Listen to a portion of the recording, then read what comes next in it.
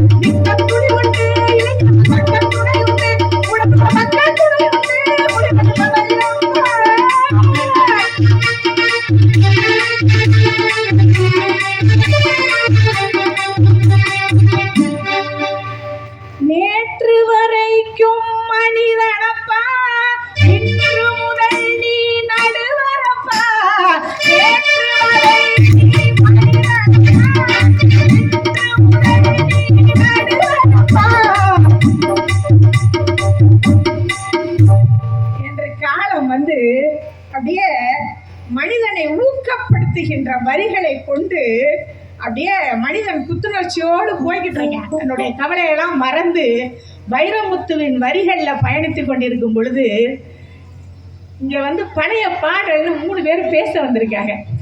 இதில் 3 பேர் பேச வந்ததில் 2 பேர் பேச வந்ததில் எனக்கு வருத்தமே கிடையாது, கொஞ்சம் கூட எனக்கு வருத்தம் கிடையாது. ஏன்னு கேட்டால், நிகழ்காலத்தில் இருந்து கொண்டு எதிர்காலத்தை பற்றி கனவு காணாமல் இறந்த காலத்தை பற்றி சிந்தித்து கொண்டு இங்கே பேச வந்துட்டாங்க. ஆனால் என் புள்ள, தங்க புள்ள, எங்கள் மாமா அவனை கம்ப்யூட்டர் படிக்க வச்சார். அவன் போய் இப்போ பழைய பாடல் பேச வந்திருக்கேன். நீ எந்த காலத்துலடா இருக்கிற? நீ எந்த காலத்துல இருக்கிற? பழைய பாடல்களை தான் கேட்டியா? புதிய பாடலை நீ கேட்கலையா?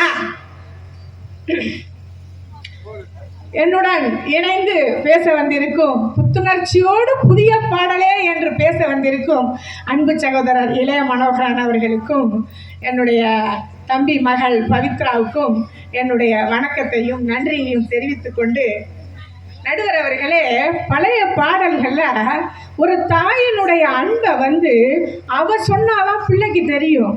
ஆனால் இப்ப பிள்ளைங்களுக்கு படுற கஷ்டம், தாய் படுற கஷ்டம் எல்லாம் பிள்ளைங்களுக்கு ரொம்ப அருமையா தெரியுது.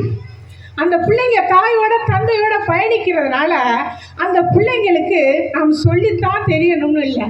அதற்காக இந்த காலத்துல ஒரு கவிஞன் எழுதியிருக்கிறான். என்ன எழுதியிருக்கான் தெரியுமா? ஆசைப்பட்ட எல்லாத்தையும் அம்மா வாங்க முடியுமா?